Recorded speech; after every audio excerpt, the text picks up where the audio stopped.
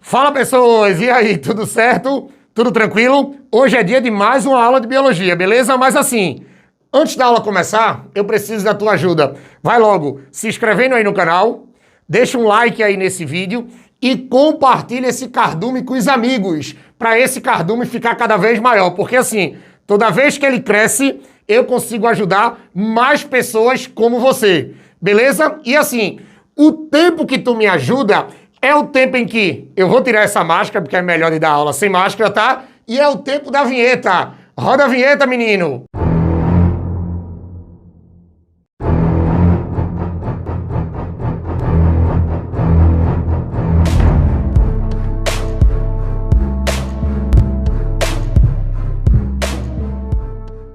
Pronto, pessoas, vamos falar agora sobre fisiologia vegetal, mas assim, não é qualquer coisa da fisiologia não, tá? Agora, a gente vai falar sobre o funcionamento de um fito-hormônio, ou seja, a gente vai falar sobre o funcionamento de um hormônio vegetal.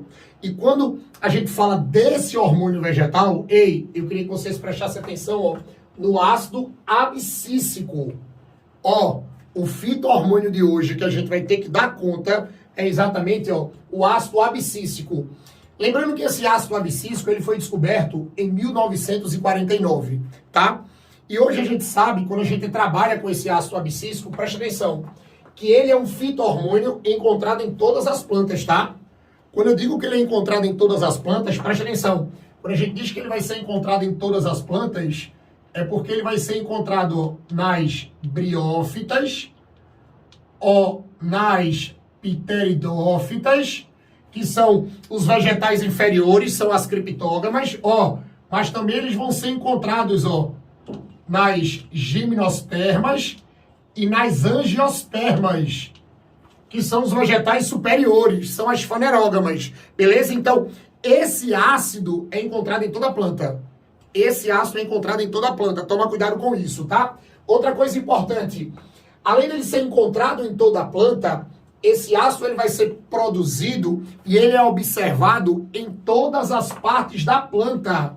Você vai ter ácido abscíssico na raiz, no caule, na flor e um detalhe, tá? Em grandes concentrações nos frutos, nas sementes e nas gemas. Que aí quando a gente fala de gemas, a gente lembra logo dos caules. Beleza? Então você vai encontrar esse anato desse ácido em qualquer parte da planta. E um detalhe importante, tá?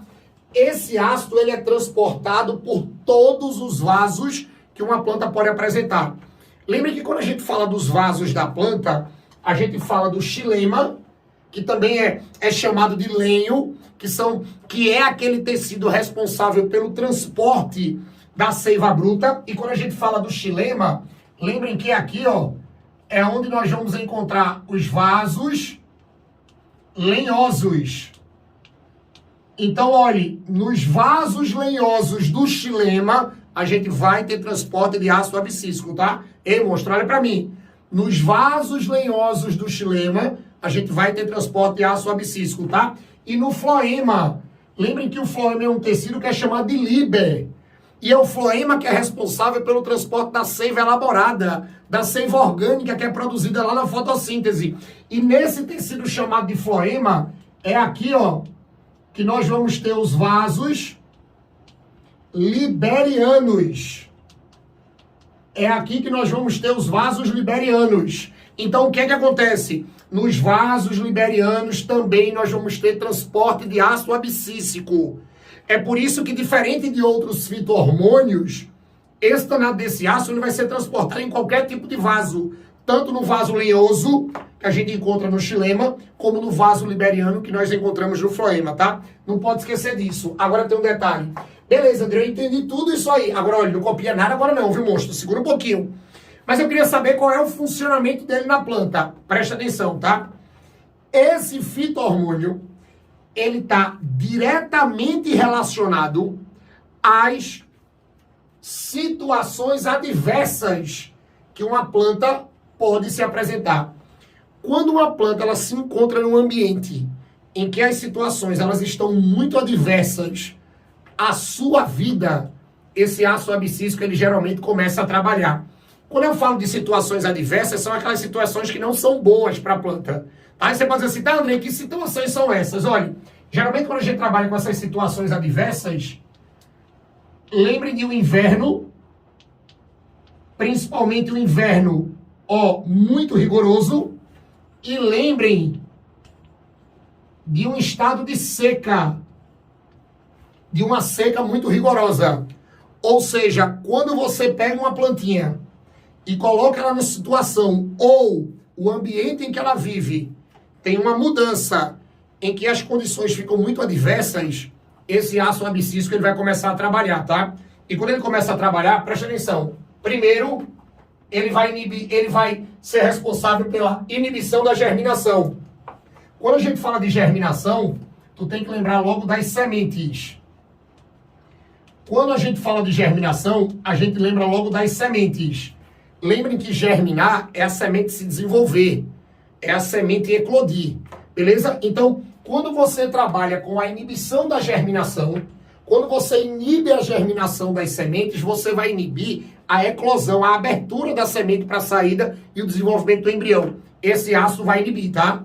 Se uma danada de uma semente é colocada num ambiente que não tá bom para ela, pode ter certeza que ela não germina. E ela não vai germinar graças ao ácido abscísico. Beleza? Porque não é aquela coisa, pegar a semente e largar ela em qualquer lugar, tá mostrando? Ah, não, eu vou pegar uma semente e jogar ela em qualquer lugar. Olha, se a condição não for boa para aquela espécie de planta, para aquele tipo de semente, ela não abre. E ela não vai abrir por causa do ácido. Toma cuidado com isso, tá? Depois eu vou ter, promove a senescência. Lembre que quando a gente diz que promove a senescência, isso está relacionado com o envelhecimento da planta, tá? Você vai promover esse envelhecimento. Tá? Você promove o envelhecimento da planta. Toma cuidado com isso, tá? Depois eu vou ter, dormência das gemas. E lembrem, quando a gente fala de gemas, a gente lembra logo do caule. E lembrem que no caule, eu já falei aqui no cardume em outras aulas para vocês, que no caule você vai ter a gema apical, que é aquela gema que faz o danado do caule se ramificar e se desenvolver para cima, tá? E você vai ter as gemas, que são as gemas axiais ou laterais. As axiais ou laterais fazem o danado do caule se ramificar para os lados. As axiais ou laterais você vai ter exatamente o nascimento dos ramos, dos galhos. E olhe, esse danado desse ácido, ele faz essas gemas, ele faz essas gemas pararem. Eles fazem essas gemas entrarem num estado de dormência. Aí o danado do caule, ele nem se ramifica para cima e ele nem se ramifica para os lados, tá? Não esqueçam disso. A gema apical, a ramificação é para cima. As gemas axiais ou laterais, o nascimento dos ramos é para os lados. Toma cuidado com isso, tá? A gente também vai ter o fechamento dos estômatos. Lembrem que quando a gente trabalha com estômatos, lembrem que o estômato é um anexo da epiderme. O estômato é um anexo da epiderme da planta. E esse estômato, que é encontrado nas folhas, isso aqui é um poro. Isso aqui é um poro, tá? E quando a gente estuda epiderme, que a gente vai falar do estômato, principalmente do estômato falando das folhas, lembrem que isso é um poro que abre e fecha. Lembrem que isso é um poro que abre e fecha, que está diretamente ligado com a respiração da planta e a transpiração da planta. Lembrem que quando eu falei de estômato aqui no cardume, lembrem que eu falei que o danado do estômato ele vai ter duas célulazinhas que vão controlar isso, que são chamadas de células guarda. As células guarda são as células responsáveis pelo fechamento do estômato e pela abertura do estômato. Então, quando eu digo que o ácido abscísico ele estimula o fechamento dos estômatos, é porque ele vai estimular essas células guardas a fecharem o estômato, tá? Lembrando que a gente encontra o estômato principalmente na epiderme inferior das folhas. Na epiderme inferior das folhas, não esqueçam disso, tá? Então, quando você diz que esse ácido ele estimula exatamente o fechamento do estômato, ele vai estimular que a danada das células guardas, fechem esse poro chamado de estômato. Isso é um segredo, tá? Lembrem que a abertura desse poro é chamada de ostíolo. Então, quando você diz que essas células guardas elas vão e fecha o estômago, é porque essas células guardas, ó, elas fecham o ostíolo, tá? O ostíolo é só a aberturazinha do estômago. Não esquece disso, beleza? E outra coisa, claro, depois de todas essas inibições de dormência, você vai dizer que esse ácido abscísico, ele retarda o desenvolvimento do vegetal. Agora tem um detalhe, tá? Depois que a situação adversa passa, depois que as condições do ambiente melhoram, aí a concentração desse ácido diminui e a planta volta com todo o seu desenvolvimento normal, tá? É por isso que quando vocês são cobrados de ácido abscísico nessas provas, eles sempre podem aplicar para vocês uma situação, problema, em que a danada da plantinha, ela é colocada num ambiente com condições adversas. Beleza? Tranquilo? Ei, agora é hora de copiar, viu, monstrinho? Copia isso aí, que eu duvido tu errar mais questão de ácido abscísico em prova nenhuma. Tranquilo? E com isso a gente fecha mais uma aula aqui no Cardume, tá? E assim, lembra, se tu gostou aqui do Tiotuba, se inscreve no Cardume, tá? Se inscreve aí no canal. Ah, André, mas eu já sou inscrito. Então faz o seguinte, monstrinho. Tu me ajuda de novo. Tu manda essa aula para um amigo. Tu manda essa aula para o grupo de amigos e manda a galera entrar geral no Cardume. Porque toda vez que esse Cardume cresce, ele fica mais forte.